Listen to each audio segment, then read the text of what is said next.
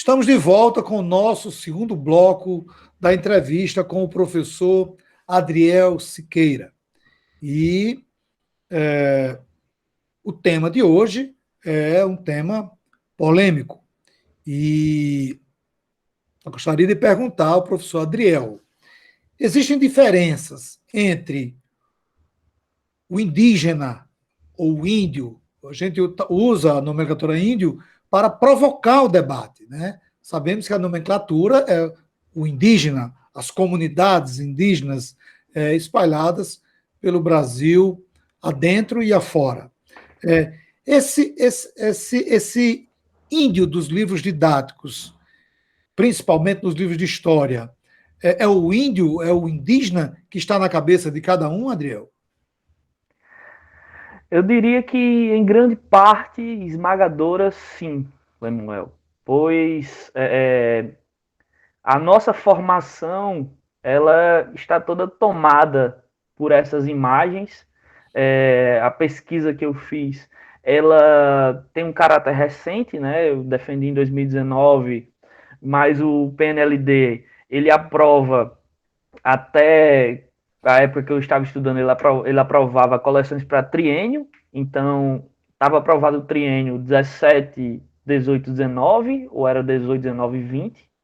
Então esses livros, quando eu os analisei, eles ainda estavam em utilização.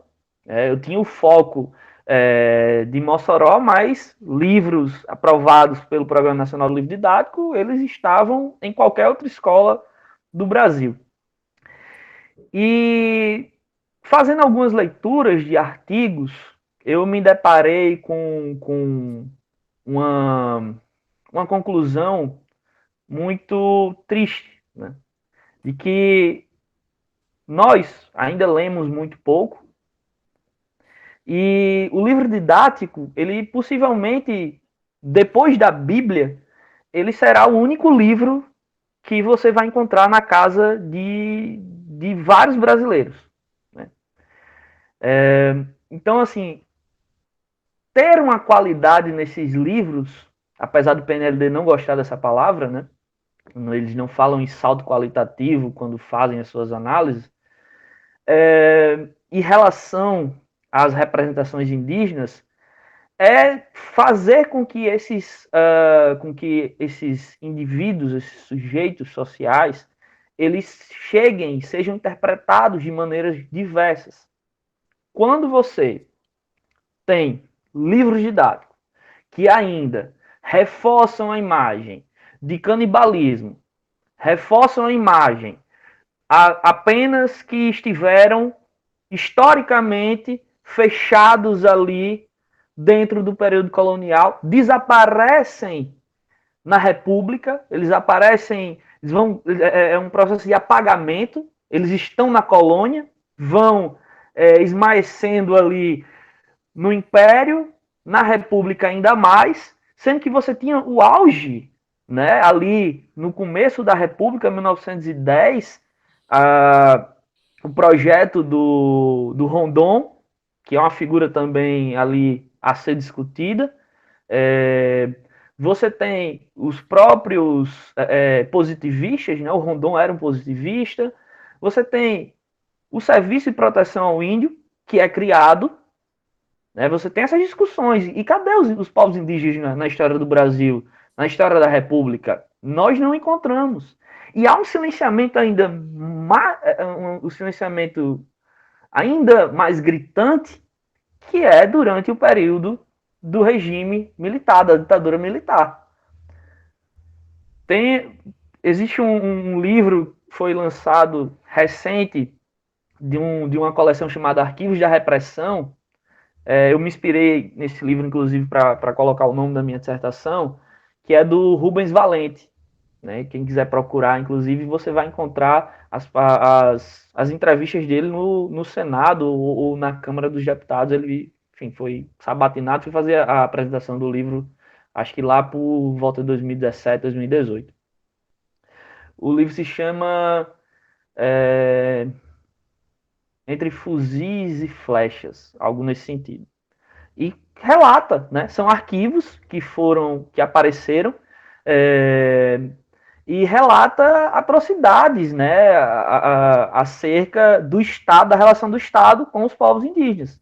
E existem alguns que nós conhecemos, por exemplo, o Massacre do Paralelo 11, né, o próprio relatório Figueiredo, que fez com que o SPI fosse destituído, porque virou um caso internacional, uma vergonha para a imagem do Brasil, né, porque você pode vilipendiar a imagem dos indígenas, mas a imagem do Brasil não se pode, né? Ela tem que ficar lá imaculada, sendo que o Estado quem provocou muito isso. A própria também ideia de agressões, de torturas, invasões a terras indígenas, a povos indígenas durante a ditadura, que não se discute nos livros didáticos de história a questão indígena no período da ditadura militar. É quase um desafio você encontrar algum material didático, livro didático, que faça essa discussão. E aí os indígenas reaparecem gloriosamente em 1988, durante o processo da Constituinte e a Constituição. Mas julgo eu que há uma questão também a ser levada em consideração e valorizada, que constrói-se uma imagem, por meio dos livros didáticos, de povos indígenas na luta pelos direitos. É um ponto que acredito ser positivo. Mesmo com, ou melhor dizendo,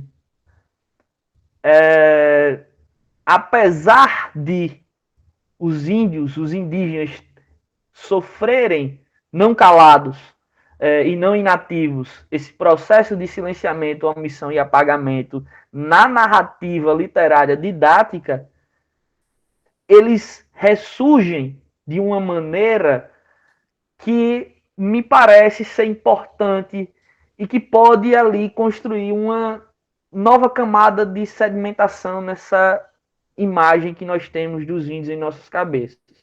Veja, não é uma questão de nós só criticarmos, jogarmos o livro didático fora, também não é uma questão de endeusarmos o material didático e colocá-lo em um altar. A questão é perceber esse processo todo e também que, com a luta dos movimentos sociais, e não só os povos indígenas, mas os povos indígenas articulados por meio da PIB, do CIMI, o próprio movimento negro também se articula bastante com os movimentos indígenas, figuras individuais, mas associadas também aos movimentos indígenas, como o Ailton Krenak, como a Sônia Guajajara, que disputou as eleições presidenciais como vice do Guilherme Boulos atualmente, são Davi Copenaua, o próprio Gessen Luciano Baniwa, que é uma figura também importante de se ler. O Copenaua tem um livro, acho que é A Queda do Céu, né, bastante interessante. Enfim, esses indivíduos eles surgem justamente dentro dessa nova via, né, dessa outra via da imagem indígena que é construída por meio dos livros didáticos. Apesar de ficarem ali pendurados na colônia, né? E que isso também ajuda a construir aquela imagem que os índios estão só lá na colônia, depois não existem e reaparecem. Nos anos 90 existia um discurso muito forte de que os índios iam desaparecer da história do Brasil. O IBGE tinha um problema enorme para identificar, né? Os mecanismos de identificação não eram muito bons. Hoje tem um outro processo bastante interessante, mas com as leis de afirmação, né, com a própria Constituição, os livros didáticos começam a apresentar essa visão, essa imagem, essa representação de povos que sim existem e continuam lutando pelos seus direitos no dia 19 de abril e todos os outros dias. Adriel, você colocou essa questão aí do livro didático e uma pergunta para provocar você e também para provocar você que está nos assistindo. Eu aproveito para pedir, você que está assistindo nosso programa, para dar um like, para se inscrever no nosso canal e divulgar, compartilhar com seus colegas professores, com seus alunos, com seus amigos. Ajude a desenvolver esse trabalho que a gente vem fazendo. Toda semana nós temos um programa, um convidado diferente, com um tema que agrada a todos. Você também pode participar, fazendo seus comentários, dando sugestões de temas para o nosso canal. Adriel, de que forma o índio, ou sujeito indígena, deveria ser representado no livro didático? É realmente uma provocação, pois não existe uma receita de bolo. A primeira questão que nós aprendemos quando nos relacionamos com a história dos povos indígenas e com as culturas, isso também remete a povos asiáticos, africanos, é a diversidade. A característica da diversidade, ela é muito forte e ela é a priori para se começar a narrar a história desses povos. Então, não existe um indígena a ser representado, não existe um povo a ser representado. Existem formas de tratamento que nós podemos nos atualizar, e eu acho importante de citar algumas. Né? Por exemplo, quando nós vamos citar, escrevendo ou falando nomes de povos indígenas, existem regras que, inclusive, são corroboradas pela Associação Antropológica, Associação de Povos Originários da América Latina e Caribe, que dizem, né, que falam que a primeira letra ela sempre deve ser maiúscula, né, dando uma característica ali substantiva, identitária. A etnia, ela não deve ser flexionada para o plural. Então, mesmo que nós estejamos aqui falando sobre os povos indígenas, eu tenho que falar os Krenak, os Baniwa, os Guarani Kaiowá e tantos outros que nós temos.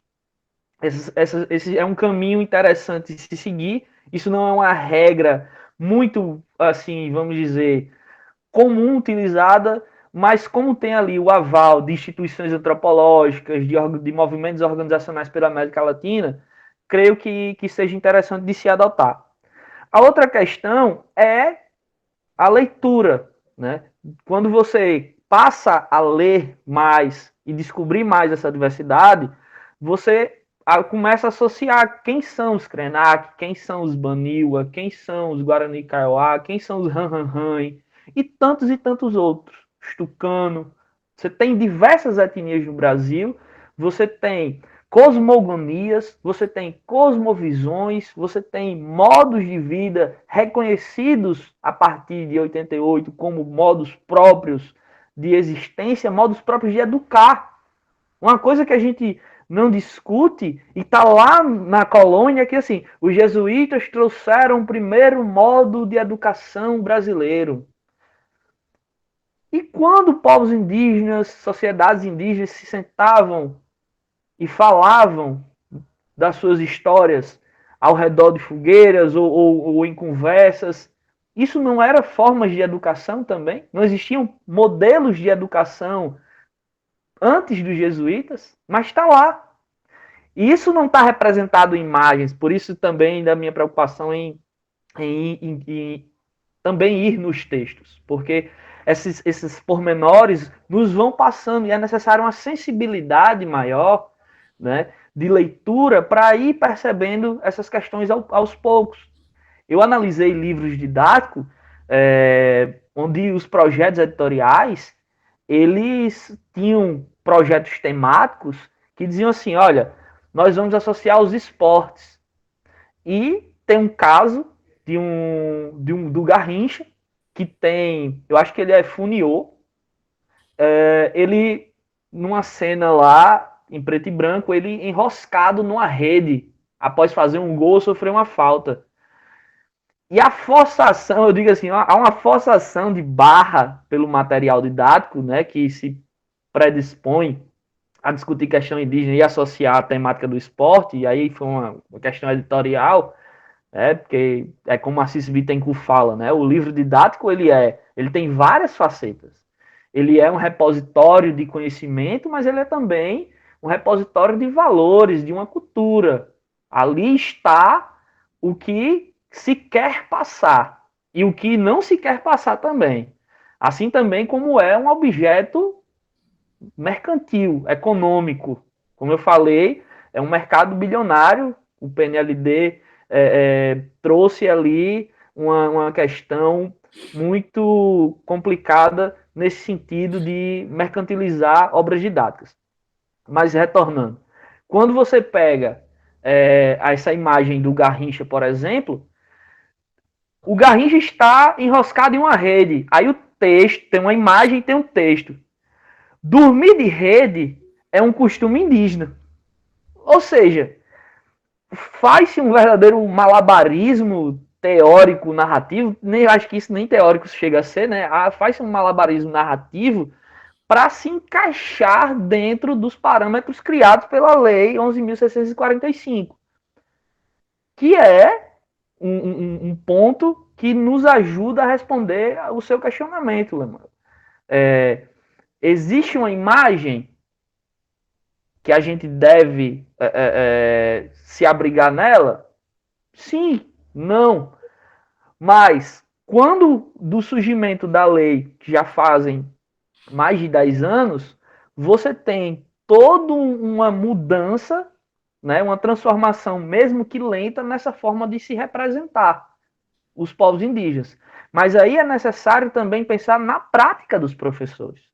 Os professores, eles também podem subverter essa imagem que está nos livros. Eles podem, inclusive, usar os livros didáticos, ou usar essas representações e criticá-las e produzir uma outra representação.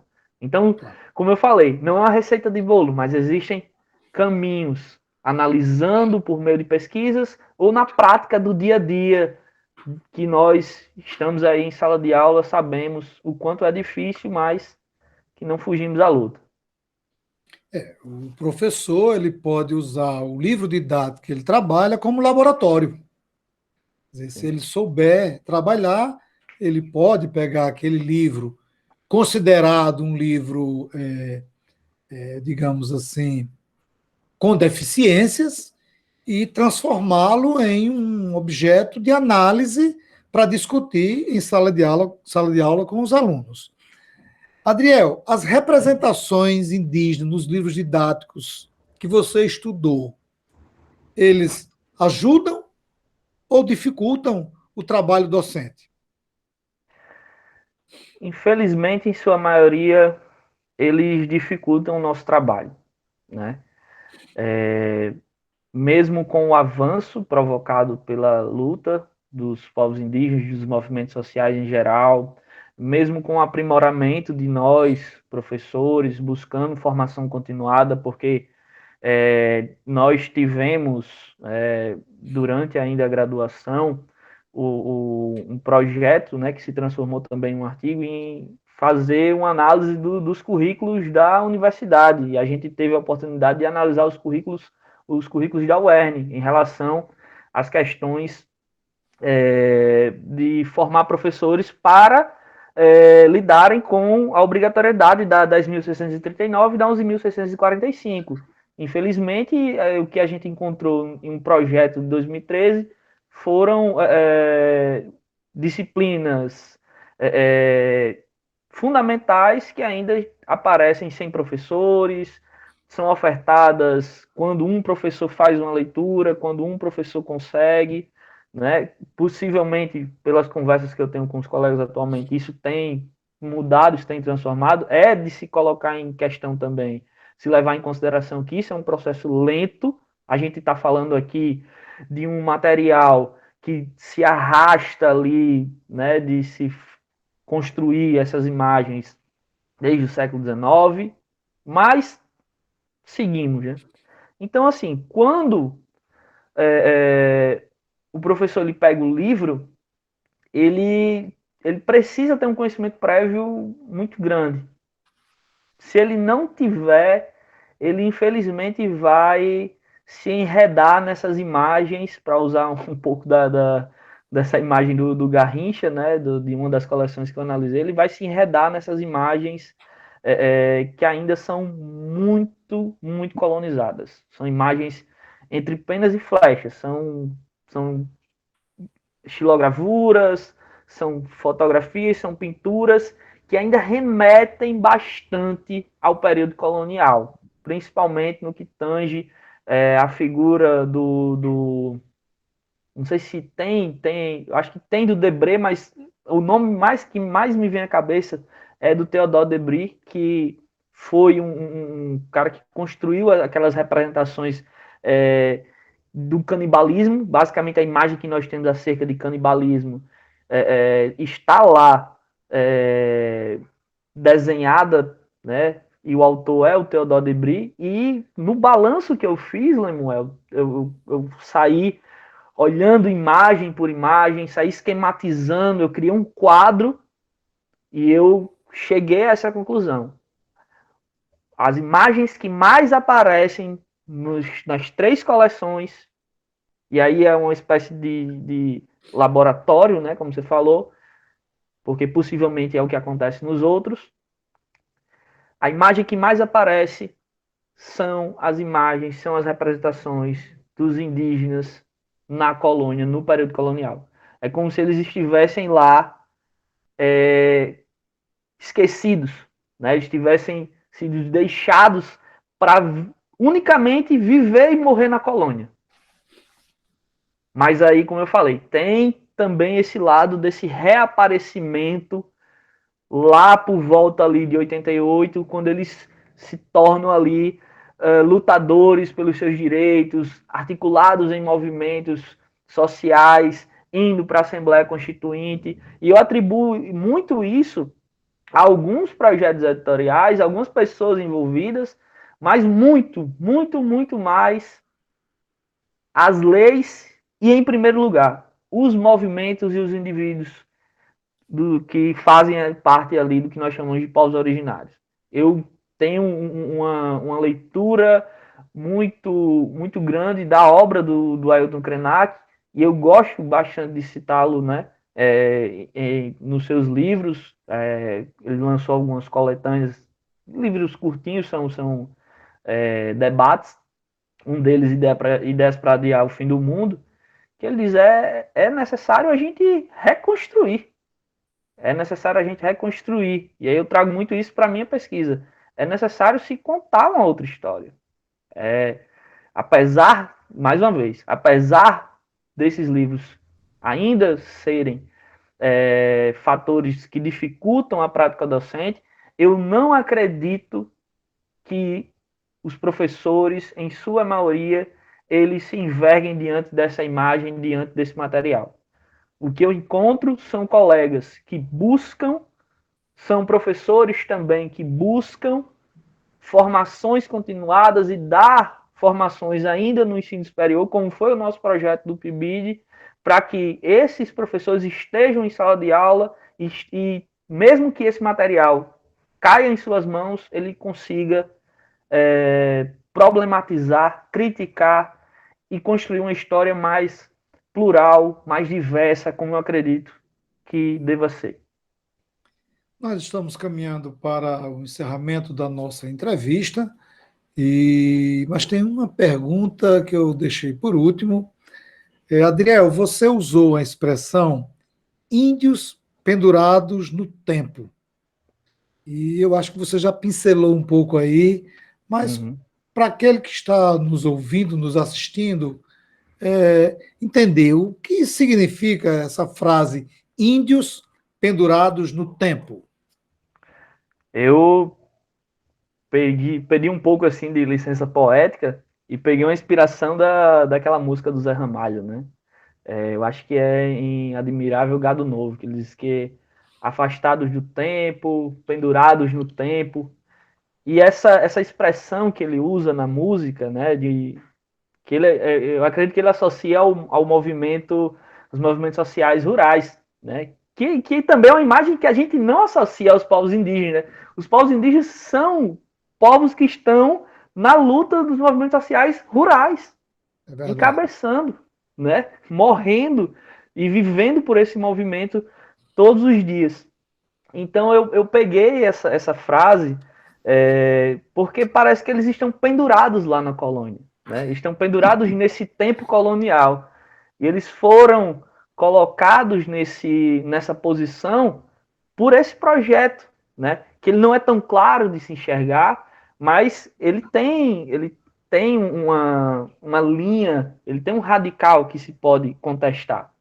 A gente não, isso, o que a gente está falando aqui não acontece só com os povos indígenas, né? Há de se ver com os povos asiáticos o processo de imperialismo, há de se ver com os povos africanos também, porque a gente estuda independência do Brasil, independência da América Latina, formação dos Estados Nacionais, e quando a gente chega lá na história do processo de independência dos povos africanos, a gente começa a chamar de descolonização. A palavra ela tem um poder muito grande. E tem uma palestra que ficou muito conhecida, e eu me encontrei com essa palestra, com esse livro, no começo do mestrado, isso foi algo muito positivo, que é a palestra de uma filósofa africana, que é a Chimamanda Adichie. E ela tem lá no livro O Perigo de uma História Única. Né? A ideia deles estarem pendurados no tempo é a história única que contaram dos indígenas para a gente. E ainda é uma história única que se conta. Mas existem outros movimentos que tentam contar outras histórias. Contar outras histórias é disputar poder.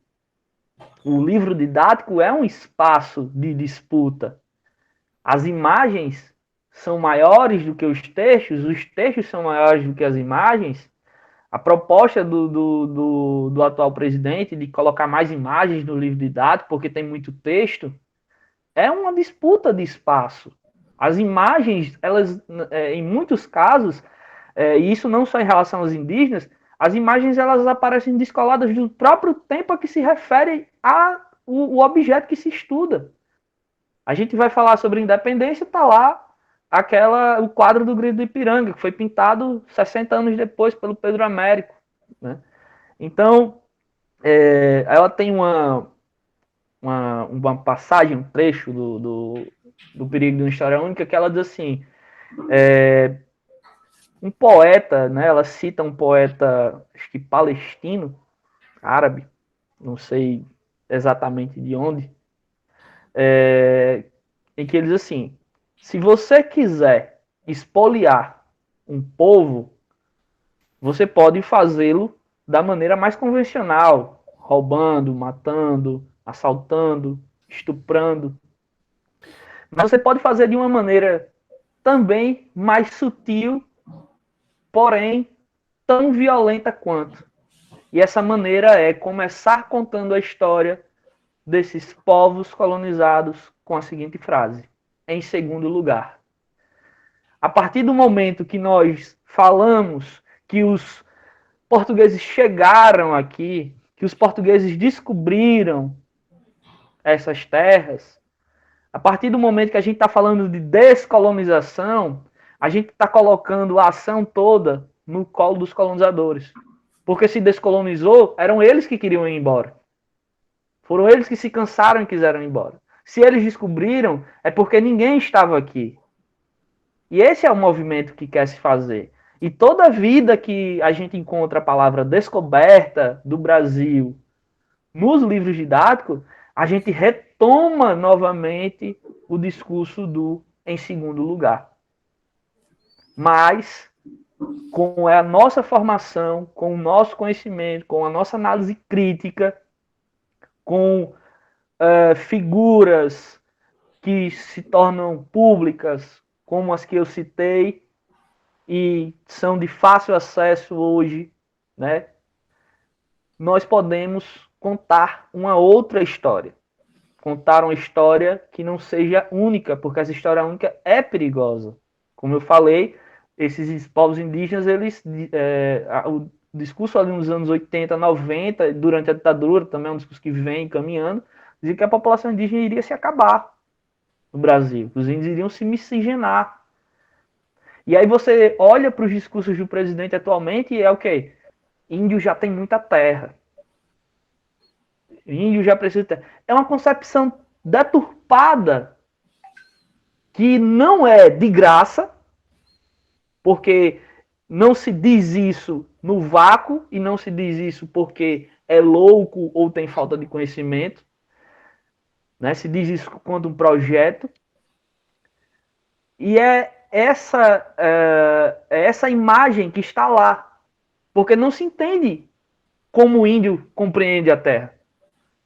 A terra, ela é ritualística. A terra, ela é parente, que é uma nomenclatura, inclusive, que os indígenas se utilizam entre si, né? Os parentes. Eles falam, eles conversam, eles pertencem àquele espaço, eles têm um sentido de pertencimento, inclusive, que, como o Ailton Krenak fala, a gente tem muito a aprender com as formas de relação, a gente tem mais a aprender com as formas de relação que os povos originários têm com a terra do que como o agronegócio quer nos ensinar a nos relacionar com a terra. Então é isso. A ideia que se fica de luta é contar uma outra história para que os índios não fiquem lá pendurados no passado. Ok, que brilhante explanação do professor Adriel. E nós estamos caminhando para o final da nossa entrevista e eu quero abrir para o professor Adriel para suas considerações finais, professor. Agradecer novamente, Lemuel, a oportunidade. É sempre importante socializar nossa pesquisa, pois ela se dá a muito custo, né? A gente enfrenta, não é de hoje que a gente enfrenta a desvalorização do, do, da pesquisa, da ciência, e ainda mais de uma pesquisa em ciências humanas. Socializar, a importância de socializar com os pares, com você, que foi meu professor, que foi meu orientador, que é uma figura que eu estimo bastante, você sabe disso. E também socializar numa maneira de devolver como você nos ensinou. A gente que é fruto do ensino público, eu fiz toda a minha graduação na UERN, fiz meu mestrado num processo integrado UERN, UFESA e FRN, com tudo público. Eu falar sobre o que eu pesquisei é uma maneira singela que eu tenho de devolver tudo isso que me foi dado, e você cria esse canal de uma maneira muito importante para que seja essa via de socialização, como outros colegas também fazem. Agradecer e estou à disposição pelo e-mail, estou à disposição também nas redes sociais, se tiver algum questionamento, algum debate, alguma indicação de leitura sobre história dos índios no Brasil, mas tem um livro que eu não poderia deixar de citar, que é o da Manuela Carneiro da Cunha, que é a História dos Índios no Brasil, né? Que é o livro de 1992, tem 28 anos, que é um livro basilar para quem quer aí se enveredar sobre a história dos povos indígenas no Brasil. Ok, eu agradeço mais uma vez a participação do professor Adriel e convido a todos e todas para acompanhar o trabalho que a gente vem fazendo através do canal História Atual. Um forte abraço e até o próximo programa.